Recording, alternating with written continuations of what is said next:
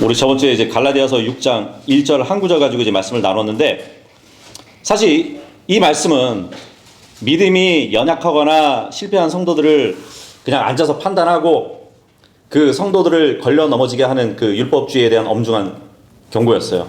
예.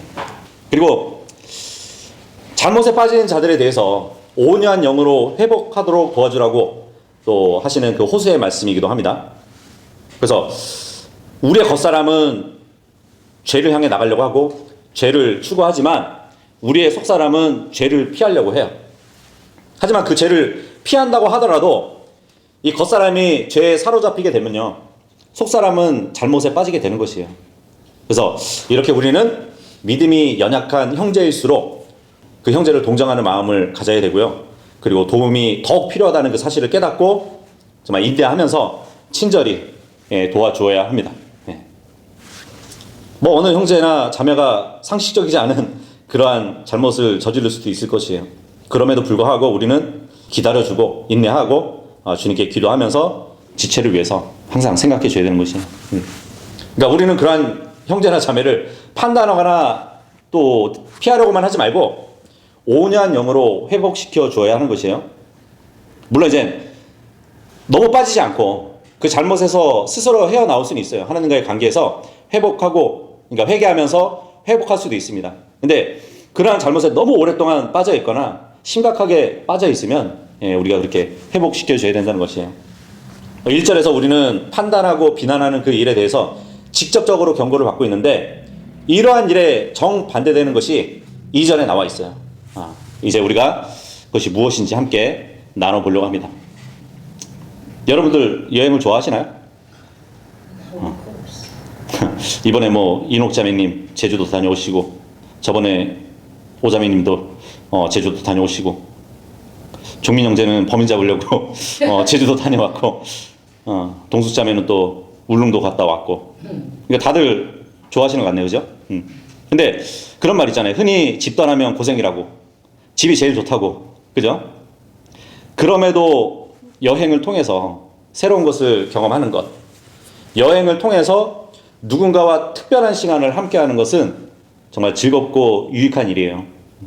특히 우리 상호 형제는 그냥 항상 아들하고 제일 먼 데로 여행을 또 다녀오시기도 하잖아요, 그죠? 근데 생각해 보면은 우리 인생 자체를 두고 여행이라고 할 수 있거든요.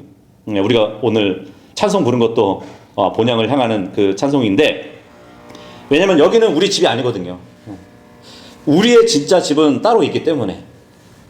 그래서 우리는 지금 이 땅에 잠시 머물고 있단 말이죠. 우리 진짜 집은 하늘나라인데 그곳에 갈 때까지 여행을 하는 중이에요.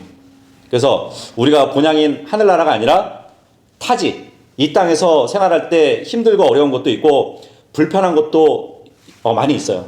하지만 이 땅에서의 짧은 여행이 끝나면 우리는 영원한 진짜 집으로 돌아가게 될 것입니다. 그래서 우리는 순례자예요. 본향에 갈 그날을 기다리고 있는 지금, 우리에게 중요한 것은 이 땅에 머무는 동안 이곳에서의 여행을 주님 안에서 즐길 수 있어야 되는 것이에요. 그러기 위해서 우리가 신경 써야 되는 것이 하나 있는데, 뭐 여행에 있어서 중요한 것 중에 하나가 짐을 잘 챙기는 것이잖아요. 그죠? 우리가 인생이라는 여행을 즐기고 여행을 무사히 잘 마치기 위해서는 여행에서 우리에게 맡겨진 그 짐을 잘 관리하고 잘 챙겨야 되는 것이란 말이에요. 그러면 우리가 인생에서 감당해야 할 짐들을 정말 여행을 마칠 때까지 어떻게 잘 관리하고 그것을 잘 챙길 수 있을까? 오늘 이 본문을 통해서 짐을 관리하는 방법, 특별히 인생의 짐을 잘 지는 방법에 대해서 두 가지로 생각해 보려고 합니다. 첫 번째는 서로의 짐을 지는 것이에요. 우리는 서로의 짐을 져야 돼요. 그죠? 2절 우리가 함께 읽어보도록 하겠습니다. 시작. 너희는 서로의 짐들을 지라. 그리고 그렇게 하여 그리스도의 법을 이루라. 예. 지금 바울은 갈라디아 교회에게 서로의 짐을 지라고 명령하고 있어요. 그럼 여기서 바울이 서로 지라고 하는 이 짐, 서로가 함께 감당해야 하는 이 짐은 무엇일까요? 그래서 우리가 이 명령 앞에 있는 1절에서 잘못의 문제를 생각해 볼 수 있거든요. 형제가 잘못에 빠졌을 때, 스스로 감당하기 어려운 상태일 때 우리는 그 잘못의 짐을 지고 있는 형제를 도와줘야 되는 것이에요. 혼자서 짐을 질 수 없기 때문에 함께 그 짐을 지어주고 일으켜 주어야 된다는 것이에요. 이 교회가 성령의 도우신 가운데 사랑으로 회복시켜야 하는 그 잘못의 문제는 함께 져야 하는 짐이란 얘기예요. 자, 그리고 그뿐만 아니라 우리가 함께 져야 하는 짐은 좀 넓은 의미로 또 생각해 볼 수 있거든요. 이어지는 말씀과 더 큰 문맥에서 그 의미를 확장할 수 있는 것이에요. 지금 2절 말씀은 어떻게 보면 이제 5장 13절하고 14절의 말씀과 연결이 되거든요. 그래서 어떤 분은 이제 이 2절을 5장 13절하고 14절의 말씀에 메아리라고 이렇게 표현도 하셔요. 5장에서 선포된 말씀이 조금 다른 표현으로 다시 한번 선포되고 있다는 것이죠. 거기에 뭐라고 말씀하시죠? 바울이 이렇게 명령을 합니다. 이는 형제들아 너희가 자유에 이르도록 부르심을 받았기 때문이라. 다만 자유를 육신을 위한 계기로 사용하지 말고 오직 사랑으로 서로 섬기라. 이는 율법 전체가 한 말씀 안에서 성취되기 때문이니 바로 이것 안에서라. 너는 너의 이웃을 너 자신과 같이 사랑할지니라. 이 말씀이 바로 오늘 본문 6장 2절의 말씀의 다른 표현이라고 보시면 되는 것이에요. 그러니까 두 구절에서 2절의 말씀과 같은 그 말씀을 하고 있다는 얘기예요. 5장 13절에 사랑으로 서로 섬기라는 것이 2절에서는 서로의 짐을 지라는 말씀과 같다는 얘기예요. 그리고 온 율법을 이루는 것이 2절에서는 그리스도의 법을 성취하는 것으로 또 이렇게 연결이 되는 것이라고요. 그래서 서로의 짐을 지는 것은 서로 섬기는 것과 같은 것이에요. 이 당시에 주인의 짐을 지는 것은 종의 일이라고 볼 수 있겠죠. 자, 그렇다면 서로의 짐을 지라는 것은 다른 말로 무엇일까요? 서로에게 종으로서 섬기라는 얘기예요. 그래서 갈라디아 교회가 짐을 서로 지라는 이 말씀을 들었을 때 서로 종 노릇을 하라는 그 의미로 실제적으로 그 성도들에게 이해가 됐을 거란 말이에요. 자, 그러기 위해서는 정말 그 상대방의 성도들이 어떤 처지에 있는지 그것을 우리가 알아야 되겠죠. 그죠? 그래서 2절에 함께 짐을 진다는 것, 그 짐을 믿는 자에게 영향을 끼치는 모든 문제들을 포함해서 생각해 볼 수 있거든요. 그러니까 2절에서 말씀하시는 그 짐이 잘못에 빠진 문제일 수도 있고요. 아니면 그 형제의 인생에서 만나는 시련, 아픔일 수도 있고요. 혼자 견디기에 버거운 삶의 무게, 압박일 수도 있어요. 그리고 힘겨운 시험일 수도 있고 계속되는 어려움일 수도 있어요. 믿음이 어린 성도들을 가르치고 또 실족한 성도들을 격려하고 또 누구는 또 상을 당해가지고 그러한 형제들이 있을 거란 말이에요. 그러면 그런 형제들을 또 우리가 위로하고 병든 형제가 있으면 찾아가서 기도해주고 외로운 지체들이 있으면 신방까지 해서 함께 해주고 경제적으로 어려운 자를 도와주기도 하고요. 또 방황하는 자들을 상담하고 조언해주고 이제 막 믿기 시작한 새로 태어난 성도들을 위해서 안내해주고 말씀으로 이끌어주는 것, 이것을 다 포함하는 것이 바로 이전에 말씀하시는 짐이라고 볼 수 있는 것이에요. 근데 이렇게 짐이라고 할 수 있는 것은 다양한 문제에 있어서 정말 핵심은 혼자 감당할 수 없다는 것이에요. 혼자 감당하기 어려운 짐, 이것을 어떻게 질 수 있겠어요? 바로 서로 함께 져줘야 되는 것이에요. 서로가 종이 되어가지고 함께 짊어져야 되는 것이에요. 그래서 바울은 이것을 강조하기 위해서 서로라는 말을 이렇게 문장에 제일 처음에 두는 것이에요. 물론 이제 우리 성경에는 이제 번역을 하면 어순이 이렇게 바뀌잖아요. 근데 원래 성경에는 서로라는 말로 문장을 시작해요. 그렇게 강조를 하면서 시작한단 말이에요. 근데 왜 우리가 함께 하고 있을까요? 왜 교회가 함께 이렇게 모여 있을까요? 이제 서로를 돌아보고, 서로가 종이 되어서 서로의 짐을 지기 위해서 이렇게 함께 모여 있는 것이에요. 함께 하기 위해서 부르심을 받았고요. 서로를 섬기기 위해서 우리가 존재하고 있는 것이에요. 우리 가운데 누군가가 잘못에 빠져가지고 힘들어 한다면 먼저 다가가야 한다는 것이에요. 삶의 무게로 지쳐 있다면 너무 많은 일을 혼자서 감당하고 있다면 사랑으로 그 짐을 나눠야 되고요. 사랑으로 거들어 줘야 되고요. 기꺼이 그 형제를 위해서 내 어깨를 내어줄 수 있어야 되는 것이에요. 어좁이라는 말 있죠. 내 어깨가 좁다 하더라도 큰 도움이 되지 못한다 하더라도 우리 안에 이제 하나님의 영, 성령이 함께 하심을 기억하고 내가 어떻게 도울 수 있을까 고민하면서 서로가 서로에게 관심을 가지고 사랑으로 돌아보는 그러한 관계가 되어야 된다는 것이에요. 그렇게 우리가 말씀에 따라서 서로의 짐을 질 때 어떤 결과를 얻게 된다고요? 그리스도의 법을 성취하게 되는 것이래요. 서로의 짐을 지는 것은 그리스도의 법을 성취하는 일이래요. 예수 그리스도는 왕이잖아요. 그죠? 왕. 그렇다면 그리스도의 법은 왕의 법이라고 볼 수 있겠죠. 말씀 한번 찾아볼까요? 야고보서 2장 8절 말씀. 야고보서 2장 8절 말씀 보도록 하겠습니다. 야고보서 2장 8절 말씀 보면 이런 말씀이 있어요. 만일 너희가 성경 기록을 따라 너는 네 이웃을 너 자신과 같이 사랑할지라 한 왕가의 법을 실현한다면 너희는 잘하는 것이라 그래요. 네 이웃을 너 자신과 같이 사랑하는 그 일이 왕가의 법이래요.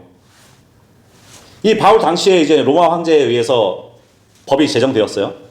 근데 그 법이 제정되면 어느 누구도 바꿀 수 없는 절대적인 법이 됐단 말이에요. 그래서 야고보서의 왕가의 법이라는 이 표현은 그 자체가 어떤 것에서도 견줄 수 없는 탁월한 영향력을 발휘하는 법이기 때문에 왕가의 법이라고 하고요. 어느 누구도 그 법을 바꿀 수 없기 때문에 왕이 제정한 법이기 때문에 왕가의 법이라고 말씀해 주고 있는 것이에요. 그래서 이 그리스도의 법은 다른 율법보다 더 포괄성을 가지고 있고요. 인간 관계를 주장하는 법이기 때문에 최고의 법이라고 볼 수 있는 것이에요. 이웃을 너 자신과 같이 사랑한다면 최고의 법을 실천하는 것이란 말이에요. 근데 이 법을 제정하신 주님께서 친히 또 보여주셨어요. 스스로. 사랑의 법이란 말이에요. 수고하고 무거운 짐진 자들 그들을 짐을 져주신 분이 예수님이잖아요. 그러니까 교회에서 서로의 짐을 지는 것은 주님께서 친히 보여주셨고 완성하신 그 사랑을, 그 주님의 사랑을 우리의 삶 가운데서 채워가는 일이라는 것이에요.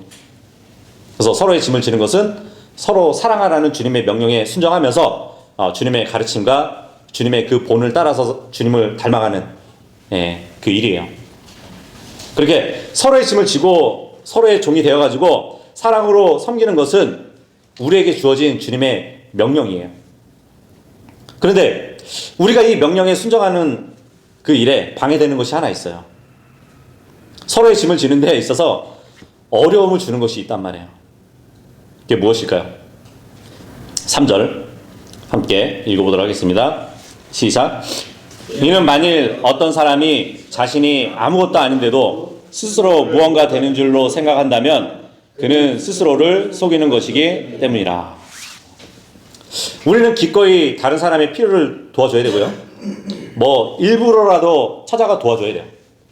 만약 우리 자신은 너무나 중요한 존재라서 저 믿음이 연약하거나 가난한 형제, 궁핍한 그 이웃과 관계할 수 없다면 우리는 바로 자기 자신을 속이는 것이에요. 왜냐하면 그러한 태도는 그 마음속에 정말 은혜와 사랑이 결여되어 있다는 것을 단적으로 나타내 주기 때문이에요. 은혜로 충만한 사람의 그 삶 속에서는요, 자신을 높이거나 교만한 그 마음이 들어설 자리가 없어요. 1800년에서 1900년 사이에 성경 교사이면서 의사였던, 그리고 작가였던 M.R. 디안이라는 형제가 있어요. 근데 그 형제는 유대인이면서 예수님을 믿고 그리스도인이 된 형제거든요. 근데 그분이 이제 자신의 교회 이야기를 하면서 그런 이야기를 하더라고요. 자신이 목회하는 그 교회에 소위 상류 계층에 속하는 사람이 몇 명 있었대요. 근데 어느 날 이제 한 노 부부가 예수님을 믿고 그 교회 예배에 참석하게 된 것이에요. 근데 그 부부가 굉장히 가난했대요. 거기다가 병으로 막 고생까지 하고 있었어요. 근데 병원비를 감당할 길도 없었다고 합니다. 그래서 그 부부는 이제 낡아 빠진 그 자동차를 타고 교회를 출석하기도 했고요. 물론 이제 깨끗했지만 더덕더덕 이렇게 옷을 기운 그것을 입고 다녔대요. 그런데 이 교회 몇몇 거만한 사람들이 그 가난한 부부가 교회에 출석하는 것을 굉장히 싫어했대요. 때로는 이제 자기들의 불만을 표시하기도 했다고 합니다. 그래서 교회 목회자로서 이 디안 형제가 이 가난한 가족을 변호하고 그들의 사정을 이제 설명하니까 한 가족이 곧장 일어나가지고 교회를 나가버렸대요. 그리고 금방 또 다른 사람들이 뒤따라 나가버렸대요. 근데 이 디안 형제가 봤을 때는 그 나간 사람들 가운데서도 정말 서로 짐을 나누면서 정말 도와줄 수 있는 재력가들이었다고 얘기를 합니다. 충분히 그 가정을 구제할 수 있었고요. 정말 마음만 먹으면 그들에게 새 옷도 줄 수 있고 차를 사줄 수 있을 만큼의 재력이 있었다고 해요. 그러니까 그들에게 있어서는 그 비용이 그렇게 크지 않은 사람들이었는데, 근데 그들은 그렇게 하기보다는 다른 사람의 짐 지기를 거절하고 교회를 나갔던 것이. 물론 이제 재산이 있으면 다 짐을 지어줄 수 있는 자격이 있다는 것은 아니에요. 뭐 가진 게 있다고 무엇인가 되는 줄 생각하면서 살아간다면 그것은 스스로 속이는 것이 되겠죠. 근데 성경 요한일서 3장 16절에 보면은 그런 말씀이 있어요. 요한일서 3장 16절하고 17절의 말씀 보면 우리는 하나님의 사랑을 안 하니 그분께서 우리를 위하여 그분의 생명을 내려놓으셨기 때문이라. 그런즉 우리는 마땅히 형제들을 위하여 우리의 생명들을 내려놓아야 하느니라. 그러나 누구나 이 세상에 좋은 것들을 소유하고 있으면서 자기 형제가 빈곤한 것을 보고도 옆면에서 나오는 자신의 인정을 그들에게 닫아버린다면 어떻게 하나님의 사랑이 그 안에 거하겠느냐. 그죠? 생명까지 내어 놓아야 할 형제들이 누군가의 물질적인 빈곤한 것을 보면서 인정을 닫아버리면 하나님의 사랑이 있겠냐고. 서로의 짐을 진다는 것은 나 역시도 부족한 사람이라는 것을 알아야 돼요. 나 역시 다른 지체의 도움이 필요한 사람이라는 것을 인정해야 되는 것이에요. 아무리 큰 재산을 가지고 있다 해도 혼자 살 수 있는 사람은 없어요. 자기 힘만으로 살아갈 수 있는 사람은 없다는 얘기예요. 애 없이 누구에게나 다 짐이 있어요. 애 없이 누구에게나 다 다른 사람의 돌봄과 섬김이 필요하단 말이에요.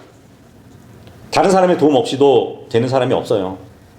그런데 혼자서도 충분하다는 그 생각은 교만이에요. 자신을 속이는 일이란 말이에요.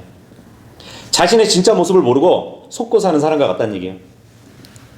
만약 이런 생각을 가지고 있다면 서로의 짐을 지는데 정말 방해가 될 것입니다. 서로 섬기면서 주님의 사랑을 실천하는데 걸림돌이 될 거예요. 그래서 데살로니가전서 5장 14절에도 보면은 형제들아 이제 우리가 너에게 권면하노니 제멋대로 행하는 자들에게 경고하고 나약한 생각을 갖게 된 자들을 격려하며 약한 자들에게 힘을 실어주고 모든 사람들을 향하여 인내하라 이 말씀을 해주고 있어요. 이런 마음으로 서로의 짐을 지어줘야 된단 말이에요. 그래서 우리가 기억할 것은 우리 모두에게는 다 짐이 있어요. 그리고 하나님은 그 짐을 죽어라고 혼자서 지도록 하지 않으셨어요. 우리를 한 가족이 되게 하셨고요. 함께 서로를 돌아보면서 그 짐을 지으라고 말씀해 주셨어요. 그러니까 누군가가 짐을 지고 힘겨워하고 있다면 곁에 있는 다른 누군가는 사랑으로 그 짐을 함께 져야 되는 것이에요. 물론 이제 그런 과정에서 조심해야 될 것이 있는데 우리는 이런 생각을 가질 수 있어요. 아니 무거운 짐이 있다면 사람이 아니라 주님께 맡겨야지. 주님을 의지해야지. 그죠? 맞는 얘기죠. 우리는 주님을 의지해야 되고요. 우리는 우리의 짐을 주님께 맡겨드릴 수 있어요. 그런데 함께 생각해야 될 것이 뭐냐면, 주님이 우리의 짐을 져주시는 방법이 뭔지 아세요? 우리 곁에 있는 지체들을 통해서 짐을 덜어주시는 거예요. 네.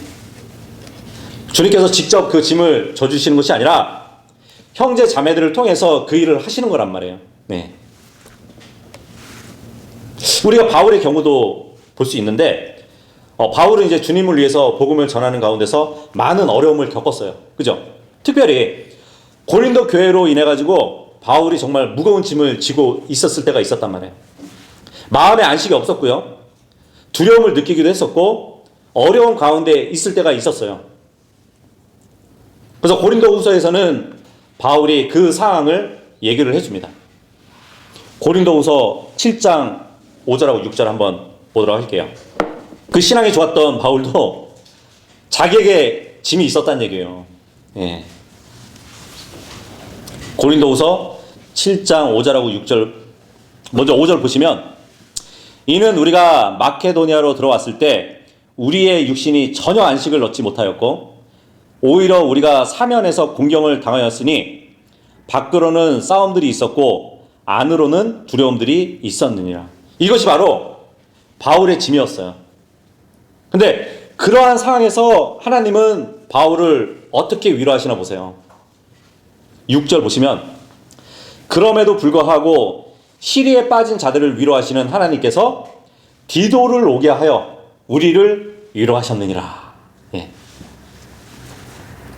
하나님이 어떻게 바울을 위로하셨다고요? 그리고 어떻게 바울의 짐을 덜어주셨다고요? 하나님의 위로는 어떤 특별한 계시나 음성이나 기적이 아니었어요. 하나님은 디도를 통해 가지고 한 형제를 통해서 바울을 위로해 주신 거예요. 바로 우리가 그런 일을 할 수 있다는 얘기예요.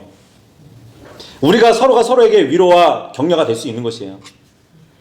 우리에게 주어진 은사로 다른 성도를 섬기고 다른 성도에게 관심을 가지고 그 사랑을 실천하면서 그리스도의 법을 성취할 수 있다는 것이에요. 자, 그러면 그렇게 하기 위해서는 우리가 어떻게 해야 될까요? 그리스도의 법을 성취하기 위해서 서로의 짐을 지려면 어떻게 해야 할까요? 우리가 서로의 짐을 지려면 서로에 대해서 알아야 돼요. 그렇죠? 가까이 다가가야 돼요. 그래서 서로의 상황을 알고 어떤 문제가 있는지, 어떤 어려움을 겪고 있는지 알아야 된다는 것이에요. 우리가 서로에 대해서 가까이 다가가지 않으면 형제가 어떤 짐을 지고 있는지 알 수 없단 말이에요. 그러면 짐을 져줄 수 없겠죠. 그래서 우리가 그 형제의 입장, 그 자매의 입장이 되어가지고 생각해 줘야 돼요. 그 지체들의 입장이 되어서 생각하지 않으면 이해할 수 없단 말이에요. 우리는 다른 지체를 억누르고 있는 그 짐 아래로 내려가지 않으면 그 짐의 무게를 덜어줄 수가 없는 것이에요. 그 짐을 나눌 수 없단 말이에요. 우리가 서로에 대해서 관심을 가지고 가까이 다가갈 때, 그럴 때 우리가 다른 사람의 짐을 가볍게 할 수 있고요. 함께 질 수 있는 것이에요. 우리 주님이 어떻게 우리 짐을 지셨죠? 우리에게 가까이 먼저 오셨어요. 그리고 하나님이 친히 사람이 되셔가지고 우리와 같이 되셨어요. 가장 높으신 하나님이 우리 곁에 오셔가지고 죽기까지 가장 낮아지셨다는 것이에요. 사랑으로 그 일을 하셨어요. 우리도 그 사랑으로 서로의 짐을 지기 위해서, 서로의 종이 되기 위해서 가까이 다가가야 할 것입니다. 한번 상상해 보세요. 여러분 앞에 한 어린아이가 무거운 가방을 들고 힘겨워하고 있어요. 어떻게 하실 건가요? 연세 많으신 어르신이 감당하기 어려운 짐을 들고 막 비틀거리고 있어요. 어떻게 하실 건가요? 내가 충분히 도와줄 수 있는 상황이라면 가서 도와줄 수 있지 않을까요? 그런데 그렇게 힘겨워하는 아이가 내 자녀라면 어떨까요? 그 어르신이 내 아버지라면 어떻게 하시겠어요? 내 배우자가 앞에 보이지 않는 커다란 짐을 혼자 들고 있다면 어떻게 하실 건가요? 돕고자 하는 그 마음이 더 강하게 일어나지 않을까요? 그죠? 다른 일을 미뤄두고 나서라도 달려가서 아마 도와줄 것이에요. 그런데 저는 좀 그런 면에서 둔한 편이에요. 아마 그런 상황이 되면 제 아내는 그럴 겁니다. 아니 꼭 들어달라고 해야 들어주냐고. 알아서 들어주면 안 되냐고. 달려가서 들어줘야 돼요. 근데 우리 교회 안에서 우리가 그렇게 해야 된다는 것이에요. 네. 우리는 한 가족이잖아요. 그러니까 우리는 무거운 짐을 들고 있는 힘들어하고 있는 형제 자매들을 위해서 기꺼이 그들 곁에 가서 그 짐을 함께 져줄 수 있어야 되는 것이에요. 그런 사랑을 실천해야 된다는 것이에요. 서로의 짐을 진다는 것은 하나님이 우리를 교회로 불러주신 목적 가운데 하나라고 볼 수 있는 것이에요. 그러니까 우리는 함께 서로 짐을 져야 됩니다. 그럴 때 우리는 그리스도의 법을 성취할 수 있는 것이래요. 우리는 다른 사람의 짐을 져줌으로써 나의 짐을 지신 우리 주님의 뒤를 따를 수 있는 것이에요. 이것이 인생이라는 여행에서 짐을 지는 첫 번째 방법이에요. 자, 이어서 짐을 지는 방법. 두 번째는 각자의 짐을 지는 것이에요. 우리는 서로의 짐뿐만 아니라 각자 자기 짐도 져야 됩니다. 4절하고 5절 읽겠습니다. 시작. 다만 모든 사람은 저마다 자기 자신의 일을 입증하게 하라. 그러면 그는 다른 이 안에서가 아니라 자기 안에서만 기쁨을 갖게 되리라. 이는 모든 사람이 저마다 자기 자신의 짐을 져야 하기 때문이라. 여기 짐을 서로 지라는 말과 저마다 자기 짐을 지라는 말이 이해가 되시나요? 금방까지는 서로의 짐을 지라고 했는데 여기서는 각자의 짐을 지래요. 마치 앞뒤가 맞지 않는 말로 들리지 않나요? 아까는 다른 사람의 짐을 지라고 하더니 지금은 자기 짐을 자기가 지라고. 좀 이상하게 들릴 수 있어요. 근데 본문에서 말하는 이 두 짐은 서로 다른 짐을 얘기하고 있습니다. 같은 짐을 얘기하는 것이 아니에요. 근데 어떤 분들은 이 성경의 이 짐이 2절하고 5절의 짐이라는 단어가 똑같이 번역이 되어 있지만 헬라어로 보면은 서로 다른 짐이라고 다른 단어라고 이렇게 구분을 하기도 하거든요. 그래서 2절은 무거운 짐을 의미하는 헬라어고 5절의 단어는 일반적인 짐을 가리키는 헬라어 단어라고 이렇게 주장을 해요. 그렇죠. 우리가 지금 2절과 5절을 보면은 이 짐이라는 영어 단어가 버든이잖아요. 근데 서로 다른 헬라어로 기록되어 있긴 해요. 근데 성경을 다 찾아보면 이 두 단어가 구분 없이 그냥 비슷한 말로 그 의미로 사용되었어요. 분명한 것은 지금 바울이 의도적으로 다르게 기록했다기보다는 번갈아 쓸 수 있는 단어를 가지고 기록했다고 보시면 돼요. 그러니까 예를 들면 여기 내 물건을 좀 들어줘. 물건이라는 단어를 썼어요. 들어보니까 어때? 그 짐이 좀 무겁지? 짐이라는 단어를 쓰고 있어요. 다른 단어이지만 같은 대상을 얘기하고 있다는 얘기예요. 자, 그런데 본문에서 서로 다른 짐을 말한다고 한 것은 분명 함께 지을 수 있는 짐과 그렇지 않은 짐을 구분하고 있는 것이에요. 그 구분은 단어 차이가 아니라 문맥이 해결해 줍니다. 여기 1절 보시면은 어떤 형제가 잘못에 빠지거든 이렇게 말하고 나서 2절에 서로의 짐을 지라고 했을 때는 그 짐은 성도들을 방해하는 것들을 말해줘요. 그 짐을 얘기한단 말이에요. 그리고 4절에 와가지고 저마다 자기 일을 입증하라고 그러잖아요. 그러면서 저마다 자기 자신의 짐을 져야 한다고 말해요. 그러니까 당연히 여기 4절에서 말하는 자기의 짐은 자기의 일과 같은 의미로 생각할 수 있다는 얘기예요. 이해되시죠? 2절에 나오는 짐과 구분하면서 다른 것을 말하고 있다는 것을 알 수 있어요. 자, 그럼 우리 각자가 스스로 감당해야 하는 짐은 무엇일까요? 그 일은 무엇일까요? 이제 주석가들은 주님께서 우리에게 맡기신 일, 그것을 가리킨다고 설명을 합니다. 그러니까 주님을 섬기라고 주신 여러 기회들, 또 주님을 섬기라고 하신 그 각 형제들의, 그 성도들의 은사의 활용도로 생각해 볼 수 있다는 것이에요. 근데 이 일은 우리가 이 땅에서 행해지는 일인데 그 짐을 우리가 지고 살아야 돼요. 근데 때가 되면 나중에 주님 앞에서 평가를 받게 될 것입니다. 예. 그러니까 우리는 혼자 지기에 어려운 짐을 함께 져야 하지만 우리가 나눠줄 수 없는 짐, 혼자 지기에 충분하고 감당할 수 있는 이 짐은 스스로 져야 돼요. 각자의 짐을 지는 것이란 말이에요. 그래서 빌립보서에도 보면 이제 이런 비슷한 명령이 있거든요.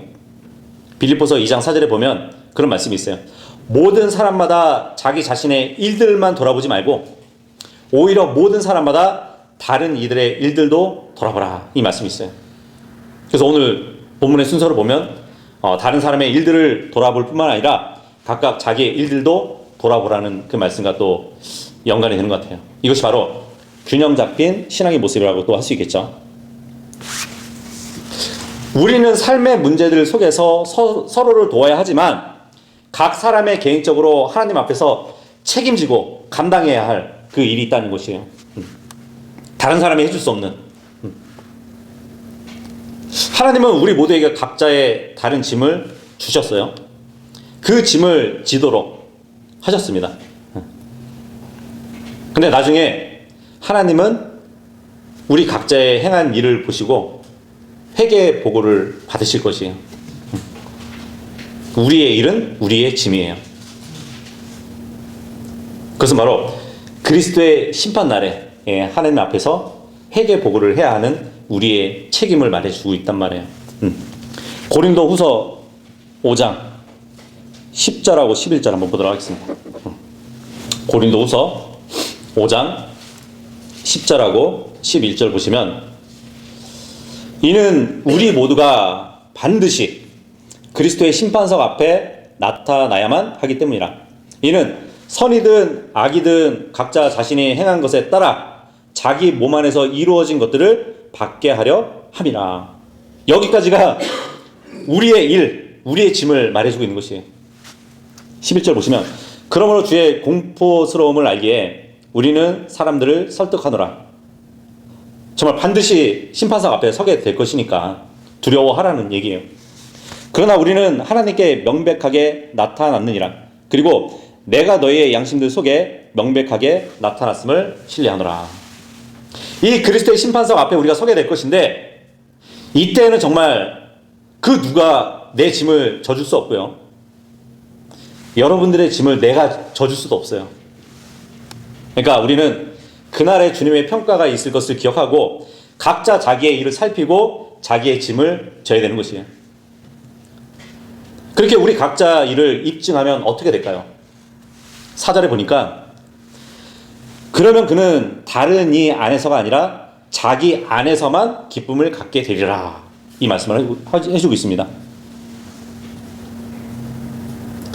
주님께 좋은 평가를 받으면 우리는 기뻐할 것이 나에게만 있고 남에게 있지는 않대요. 여기서 리조이싱을 갖는다고 합니다.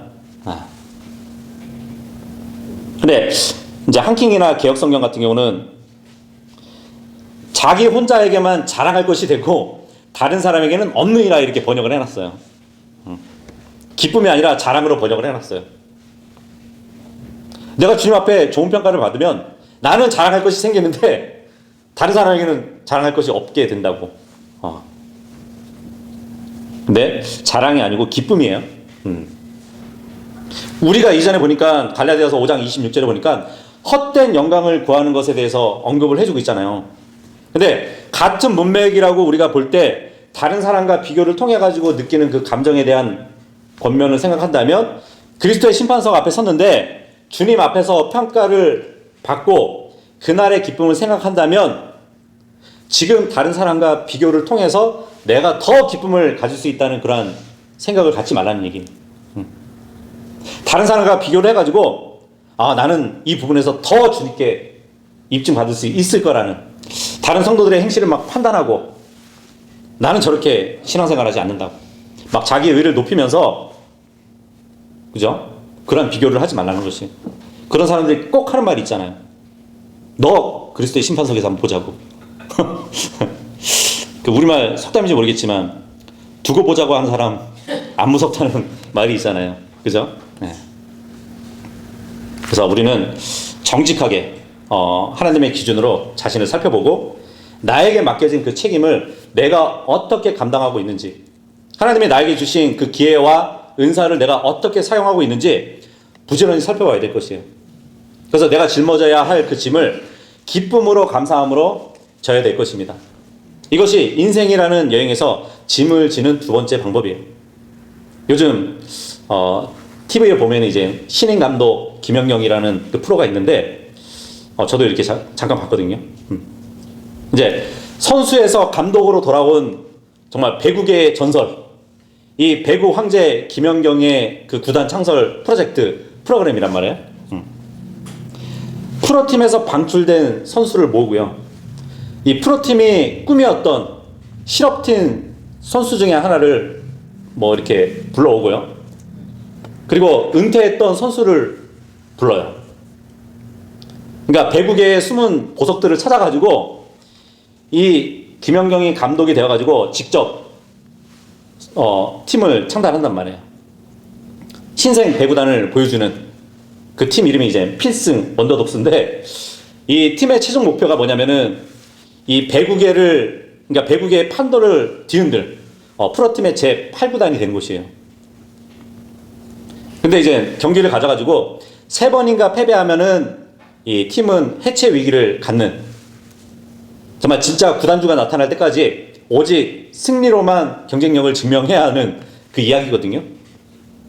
근데 이 배구라는 것은 6명으로 구성된 팀이 둘로 나눠져 가지고 네트를 사이에 두고 공을 자신의 진영 바닥에 떨어뜨리지 않으면서 상대편 진영의 바닥에 꽂는 그런 경기잖아요.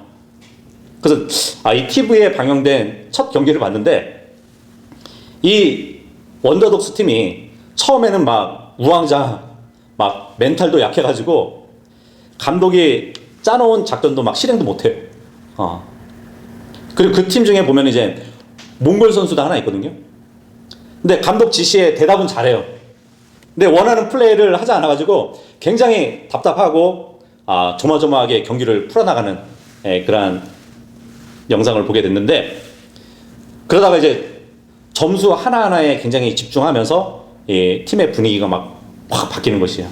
그러니까 선수들이 팀을 위해서 정말 경기에 임하는 그 자세가 딱 보여지면서 공격수와 수비수가 한 마음으로 막 움직이기 시작하는 것이 보여요. 같은 편 선수가 실수하면은 막 파이팅을 외치면서 분위기를 다시 가져오기도 하고요. 누군가 자꾸 이렇게 우리가 구멍이라는 말을 많이 쓰잖아요. 점수를 내주고 막 그러면은 다른 사람이 자신이 막 대신 부각될 수 있다고 이렇게 기뻐하기보다는 그 선수를 막 격려해주고 도와주고 그러한 모습을 보여줍니다. 그러니까 놀랍게도 그 팀이 마침내 처음으로 승리를 얻게 돼요. 객관적으로 볼 때는 이 전력이 오히려 더 낮았는데, 이 팀원이 각자 자신을 위한 플레이가 아니라 팀을 위한 플레이를 했을 때 승리를 하게 된 것이에요. 그래서 좀 감동 있게 봤는데, 교회도 이와 같은 모습이 되어야 된다는 것이에요.